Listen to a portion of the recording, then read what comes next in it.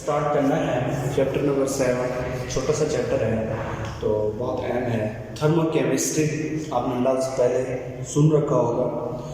Therm बेटा heat को बोलते हैं और केमिस्ट्री यानी केमिकल रिएक्शन के दौरान जो हीट चेंजेस होते हैं उनको इस चैप्टर के अंदर हमने स्टडी करना है। तो बेटा थर्मोकेमिस्ट्री की डेफिनेशन क्या होगी? एक ऐसी केमिस्ट्री की शाख, the branch of chemistry which deals about the change of heat या temperature during a chemical reactions। आपको पता है यहाँ बहुत सारे केमिकल रिएक्शंस हो रहे हैं, उस दौरान जो हीट चेंज आता है, कोई हीट चेंज टेम्परेचर चेंज जो आता है उसको जो पढ़ा जाता है उसे हम थर्मोकेमिस्ट्री बोलते हैं। तो बेटा इस केमिस्ट्री के अंदर कुछ अहम टर्म्स जो हैं वो हम देख लेते हैं। पहले एक्सोथर्मिक आपने पहले लफ्ज सुना हुआ होगा, यानी ऐसे केमिकल रिएक्शन जिनके दौरान हीट इवॉल्व होती है। एंडोथर्मिक केमिकल रिएक्शन हम इनकी वजह पर नहीं जाते, अगर ये टॉपिक इंक्लूड होता तो हम वजह पर जाते कि क्यों इवॉल्व होती है। अब हम सिर्फ इतना ही पढ़ेंगे। उसके बाद बेटा हमने ये भी देखा कि कुछ केमिकल रिएक्शंस ऐसे होते हैं जिनके होने के लिए एनर्जी की ज़रूरत होती है, उन्हें एनर्जी देनी पड़ती है, जिन्हें हम एंडोथर्मिक बोलते हैं। फिर हमने कुछ ऐसे भी केमिकल रिएक्शन देखे जो एंडोथर्मिक और एक्सोथर्मिक नहीं भी होते, ठीक है, कोई हीट चेंज ना हो। अब बेटा इसके लिए हीट चेंज किसके दरमियान होती है? कौन सी ऐसी चीजें हैं कि वो एक चीज ले रही है दूसरी चीज दे रही है? कौन है जो दे रहा है, कौन है जो ले रहा है?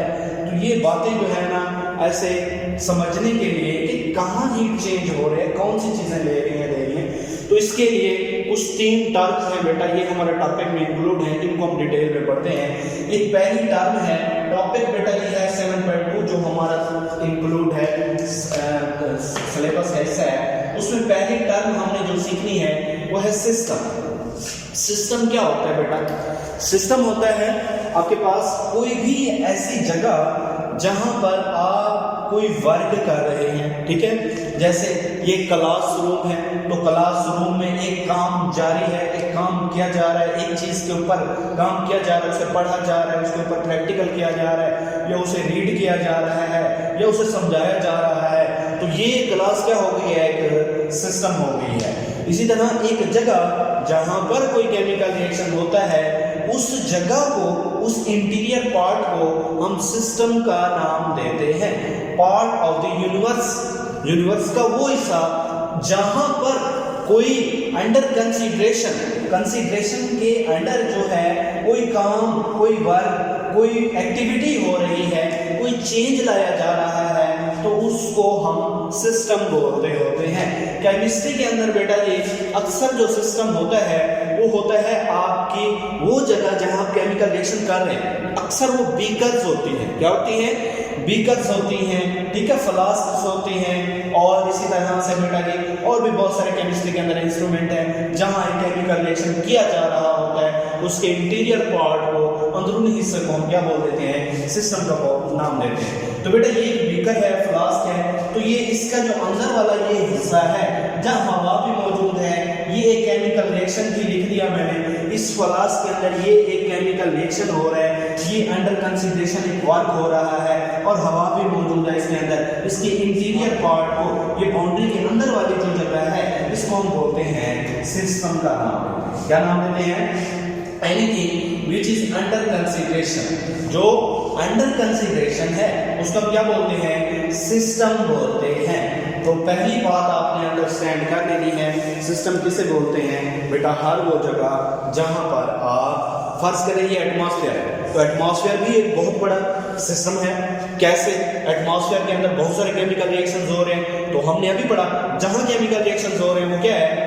सिस्टम है। तो वो खुद एक बहुत बड़ा सिस्टम है, ठीक है। हमारा सिस्टम ये है फिलहाल, ठीक है, इसके अंदर हमारा एक केमिकल रिएक्शन हो रहा है, हमारे लिए ये क्या है? सिस्टम। और इसके बाहर ये बाउंड्री, वो क्या है हमारे पास? सराउंडिंग है। हाँ जी, जो बाकी हिस्सा होता है, जो अदर यूनिवर्स होती है, जो बाकी रह जाने वाला हिस्सा होता है, जहां पर कोई अंडर कंसीडरेशन हम उसके ऊपर तवज्जो नहीं ले रहे, हो रहे होते हैं वहां भी।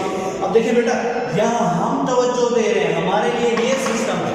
गौर से सुनिएगा ये बात, हमारे लिए इस बीकर के अंदर यहाँ सिस्टम है और ये सराउंडिंग है। पता है क्यों? पता है क्यों? हालांकि केमिकल रिएक्शन तो यहाँ भी हो रहे हैं, यहाँ भी बाहर भी केमिकल रिएक्शन हो रहे हैं, आपको पता है हो रहे हैं, लेकिन हमारा सिस्टम ये है। पता है बेटा इसकी वजह क्या है कि हमारी अंडर कंसीडरेशन ये है। हाँ जी, बात को समझना है। Anything under consideration is called the system, उसको हम सिस्टम बोलते हैं। लाजमी नहीं कि केमिकल रिएक्शंस हो रहे हो, जो जहां केमिकल रिएक्शन भी हो रहे हैं, कोई चेंज भी आ रही है और वो अंडर कंसंट्रेशन भी है, अंडर कंसीडरेशन भी है, तो वो सिस्टम है। आपको मैं ये बात दोबारा बता देता हूँ बेटा, ये एक बीकर है, इस बीकर के अंदर वो केमिकल रिएक्शन हो रहा है जिसे मैं ऑब्जर्व कर रहा हूँ, आप लोग ऑब्जर्व कर रहे हैं। इस बीकर के बाहर भी बहुत सारे केमिकल रिएक्शंस हो रहे हैं जिसे ना मैं ऑब्जर्व कर रहा हूँ ना आप लोग ऑब्जर्व कर रहे हैं, उसको ऑब्जर्व नहीं कर रहे, उसे कंसीडर ही नहीं कर रहे हम। तो जो हमारी अंडर कंसीडरेशन केमिकल चेंजेस हैं, हाँ जी, यहाँ इस जगह को हम क्या बोलेंगे? सिस्टम। लाजिमी नहीं है जहां जहां केमिकल रिएक्शन हुए वो सिस्टम हुआ, जहां कंसीडरेशन हुई वो सिस्टम हुआ, जहां कंसीडरेशन होगी वो क्या होगा? सिस्टम होगा। इसके बाद ये मैंने लिखा, the air and these chemicals present inside of glass boundary is called the system. Anything may be studied in a classroom is considered as a system. तो बेटा जी कोई भी चीज किसी भी टॉपिक के ऊपर, किसी भी चीज के ऊपर क्लासरूम के अंदर जो वर्क किया जा रहा है, तो क्लासरूम क्या हुआ? सिस्टम हुई, क्योंकि वो क्लासरूम क्या होती है? अंडर कंसीडरेशन होती है। उसके बाहर वाले इन्वायरमेंट को हम क्या बोला करेंगे? Surrounding. The remaining part of the universe is called the, जो बकिया यूनिवर्स का हिस्सा होता है उसे हम सराउंडिंग बोलते हैं। उम्मीद करता हूँ ये बात तो आपको आ जानी चाहिए, भूलनी भी नहीं चाहिए कि सिस्टम और सराउंडिंग में क्या फर्क होता है। उसके बाद है बेटा स्टेट फंक्शन। उसके बाद क्या है? स्टेट फंक्शन, उसको हम अच्छी तरह से देखते हैं। बेटा स्टेट फंक्शन क्या होता है? आपके लिए एक नई चीज है स्टेट फंक्शन। हाँ जी, अब बेटा जो सिस्टम हमने पढ़ा है, हाँ जी, सिस्टम हमने जो पढ़ा है, सिस्टम एक ऐसी जगह होती है जहाँ कुछ चेंज भी आ रहा होता है, कोई केमिकल रिएक्शन भी हो रहा होता है शायद, और वो हमारी अंडर कंसीडरेशन होती है, तो उस जगह को हम सिस्टम बोल देते हैं। तो सिस्टम के अंदर कोई ऐसी प्रॉपर्टी मैक्रोस्कोपिक, कौन सी बेटा? Macroscopic property. हाँ जी, सिस्टम के अंदर ऐसी कोई खसूसियात, हाँ जी, मैक्रो मीन, ये MACR मैक्रो मीन, हाँ जी, आम आंख से बहुत बड़ी प्रॉपर्टी होती है सिस्टम की, वो जिसके अंदर बाकायदा कोई तब्दीलियां हो रही हो। अब सिस्टम जो है ना, सिस्टम उसके अंदर बाकायदा जो तब्दीलियां हो सकती हैं, जिन तब्दीलियों को आप सिस्टम के अंदर ऑब्जर्व भी कर सकते हो, वो कौन सी होती हैं? वो बेटा ऐसे होता है कि सिस्टम का या तो वॉल्यूम चेंज हो रहा होता है, हाँ जी, जब आपकी अंडर कंसीडरेशन होता है तो सिस्टम का वॉल्यूम चेंज हो रहा होता है। पहले भी वॉल्यूम V1 होता है, बाद में V2 हो जाता है, बढ़ जाता है या कम हो जाता है। इसी तरह प्रेशर चेंज हो रहा होता है उस सिस्टम का। सिस्टम की एक मैक्रोस्कोपिक प्रॉपर्टी है प्रेशर, यानी नजर आने वाली एक प्रॉपर्टी है जिसको आप सिस्टम के अंदर बाकायदा नोटिस कर सकते हो, अंडर कंसीडरेशन हो सकती है। इस प्रॉपर्टी को देखा जाए तो पहले प्रेशर P1 होता है और फिर बाद में P2 हो जाता है, ये भी चेंज होता है, कम या ज्यादा हो सकता है सिस्टम का। इसी तरह से बेटा टेम्परेचर हो गया, इसी तरह से एंथैल्पी हो गई, हीट हो गई, इंटरनल एनर्जी हो गई, ये तमाम ऐसी प्रॉपर्टी है सिस्टम की, ये तमाम सिस्टम की ऐसी प्रॉपर्टीज हैं कि जिनमें बाकायदा जो चेंज आता है वो दिखाई भी देता है। तो ऐसी प्रॉपर्टीज को, सिस्टम की ऐसी खसूसियात को हम स्टेट फंक्शन बोलेंगे। हम क्या बोलेंगे? State function. तो बेटा macroscopic property of a system having definite values of final and initial conditions. क्या बेटा? फाइनल एंड इनिशियल कंडीशंस की उनकी खास वैल्यू होनी चाहिए। अब एक आपके पास बीकर है, तो बीकर के अंदर एक केमिकल रिएक्शन हो रहा है, वो जैसे हमारे पास फ्लास्क है उसके अंदर केमिकल रिएक्शन हो रहा है। उस केमिकल रिएक्शन के दौरान ऐसा हुआ कि वहां फ्लास्क के अंदर टेम्परेचर T1 से T2 हो गया, प्रेशर P1 से P2 हो गया, इंटरनल जो एनर्जी है E1 से E2 हो गई, इंथैल्पी जो है वो चेंज हुई, इंथैल्पी चेंज हो गई, डेल H जिसे हम बोलते हैं। तो तब ये तमाम प्रॉपर्टी जो आपको दिखाई दे रही है सिस्टम की, ये तमाम की तमाम क्या है बेटा, स्टेट फंक्शन है। हाँ जी, डेफिनेशन क्या होगी, macroscopic property of a system, system की ऐसी दिखाई देने वाली खसूसियात जिसमें पहले कोई कंडीशन और थी, जब वो केमिकल रिएक्शन हुआ सिस्टम के अंदर कुछ चेंजिंग आई तो तब उसकी कोई प्रॉपर्टीज जो दिखाई दे रही है वो बाद में और हो गई।